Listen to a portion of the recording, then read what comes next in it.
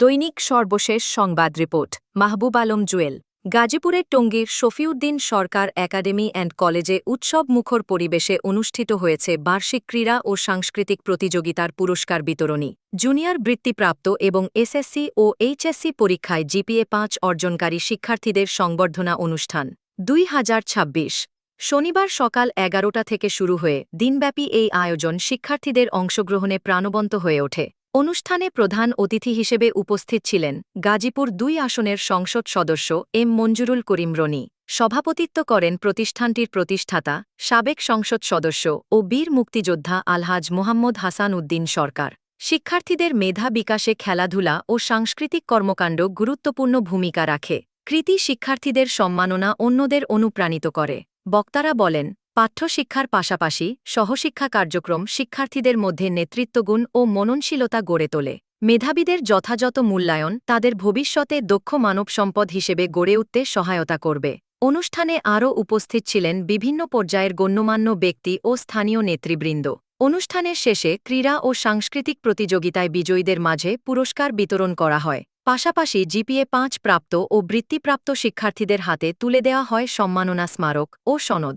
আয়োজক ও অতিথিরা আশা প্রকাশ করেছেন, এই ধরনের আয়োজন শিক্ষার্থীদের অনুপ্রাণিত করার পাশাপাশি শিক্ষা ও সংস্কৃতির বিকাশে গুরুত্বপূর্ণ ভূমিকা রাখবে। এমন আয়োজন শিক্ষার্থীদের এগিয়ে যেতে উৎসাহিত করবে, এমনটাই প্রত্যাশা সবার। আজকে মাঠের কথা বলা হয়েছে যে এই মাঠটি স্কুলের নামে যেন হয়ে যায়, এটা শফিউদ্দিন সরকার একাডেমি অ্যান্ড কলেজের নামে ইনশাআল্লাহ সেটা হয়ে যাবে। আপনাদের মান আপনাদের থাকবে। আমরা আরো কিছু ব্যবস্থা নিচ্ছি, প্রতিটি ওয়ার্ডে স্পোর্টস জোন করার ব্যবস্থা করতেছি যেন আমাদের ছেলেমেয়েরা খেলার সুযোগ পায়। সে ব্যাপারে মাননীয় ক্রীড়ামন্ত্রীর সাথে আমার গতকালকেও কথা হয়েছে এবং উনি আসবেন, সামনে উদ্বোধন করবেন। আমরা গাজীপুরের প্রতিটি ওয়ার্ডে ইনশাআল্লাহ খেলাধুলার ব্যবস্থা করব। আমাদের মাননীয় প্রধানমন্ত্রী ইতিমধ্যে আমাদের শিক্ষার্থীদের জন্য যে যারা বাইরে পড়াশোনা করতে যাবে যে স্টুডেন্ট লোন, যেটা আগে ৩ লাখ টাকা ছিল সেটা এখন ৩ লাখ থেকে ১০ লাখ টাকায় উন্নীত করা হয়েছে। এটাকে আমরা সবাই জানি।